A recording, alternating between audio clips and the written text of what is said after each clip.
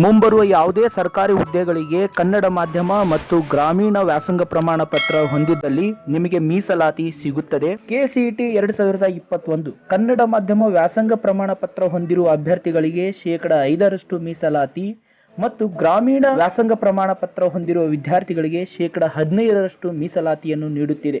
ವಿದ್ಯಾರ್ಥಿಗಳೇ, ಈ ಮೀಸಲಾತಿಯ ಲಾಭವನ್ನು ಹೇಗೆ ಪಡೆದುಕೊಳ್ಳಬೇಕೆಂದು ಯೋಚಿಸುತ್ತಿದ್ದೀರಾ? ಹೇಗೆ ಗ್ರಾಮೀಣ ಮತ್ತು ಕನ್ನಡ ವ್ಯಾಸಂಗ ಪ್ರಮಾಣ ಪತ್ರವನ್ನು ಪಡೆಯುವುದು ಎಂದು ಯೋಚಿಸುತ್ತಿದ್ದರೆ ನಾನು ಕಮಲ್. ನನ್ನ ಈ ವಿಡಿಯೋವನ್ನು ಪೂರ್ಣವಾಗಿ ನೋಡಿ.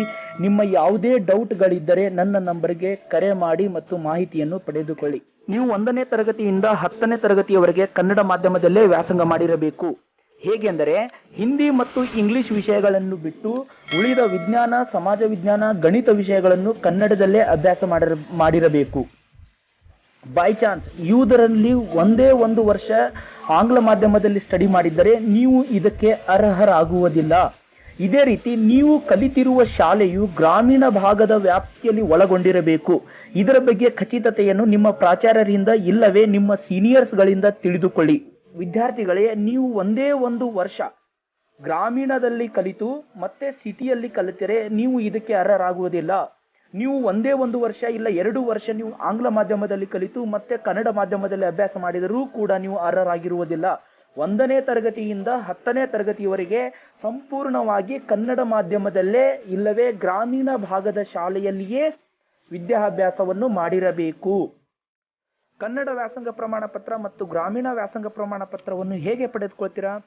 ನಿಮ್ಮ ಶಾಲೆಯ ಪ್ರಾಚಾರ್ಯರುಗಳಿಗೆ ಭೇಟಿ ನೀಡಿ ಹಿಂದೆ ಕೊಟ್ಟಿರುವ ನಿಮ್ಮ LC ಮತ್ತು ವರ್ಗಾವಣೆ ಪ್ರಮಾಣ ಪತ್ರವನ್ನು ತೆಗೆದುಕೊಂಡು ಹೋದರೆ ನಿಮ್ಮ ಕೆಲಸ ಇನ್ನಷ್ಟು ಸುಲಭವಾಗಬಹುದು. ಗ್ರಾಮೀಣ ವ್ಯಾಸಂಗ ಪ್ರಮಾಣ ಪತ್ರ ಮತ್ತು ಕನ್ನಡ ಮಾಧ್ಯಮ ವ್ಯಾಸಂಗ ಪ್ರಮಾಣ ಪತ್ರದ ಮಾದರಿಗಳು ನಿಮಗೆ ಜೆರಾಕ್ಸ್ ಸೆಂಟರಲ್ಲಿ ಈಸಿಯಾಗಿ ಸಿಗುತ್ತದೆ. ಇಲ್ಲವಾದಲ್ಲಿ ಯಾವುದೋ ಬುಕ್ ಸೆಂಟರಲ್ಲಿನೂ ಕೂಡ ಹೋಗಿ ನೀವು ಕೇಳಿ ಪಡೆದುಕೊಳ್ಳಬಹುದು. ಯಾವುದೇ ಮಾಹಿತಿಗಾಗಿ ಹಿಂಜರಿಯದೆ ನಿಮ್ಮ ಪ್ರಾಚಾರ್ಯರುಗಳಿಗೆ ಸಲಹೆ ಸೂಚನೆಗಳನ್ನು ನೀಡಿ ಅವರಿಗೆ ಚೆನ್ನಾಗಿರುವಂಥ ಮಾಹಿತಿಯನ್ನು ಒದಗಿಸಿ. ಅದರಲ್ಲಿ ನೀವು ಏನು ಮೆನ್ಷನ್ ಮಾಡಬೇಕಾಗುತ್ತದೆ ಅಂದರೆ ನಿಮ್ಮ ತಂದೆ ಹೆಸರು ಮತ್ತು ನಿಮ್ಮ ಹೆಸರು, ನೀವು ಯಾವ ವರ್ಷದಿಂದ ಯಾವ ವರ್ಷದವರೆಗೆ ವಿದ್ಯಾಭ್ಯಾಸವನ್ನು ಮಾಡಿದ್ದೀರಾ, ಯಾವ ವರ್ಷದಲ್ಲಿ ಉತ್ತೀರ್ಣರಾಗಿದ್ದೀರಾ ಎಂಬ ಮಾಹಿತಿಯನ್ನು ನಿಮಗೆ ಅಲ್ಲಿ ನೀಡಲಾಗಿರುತ್ತದೆ.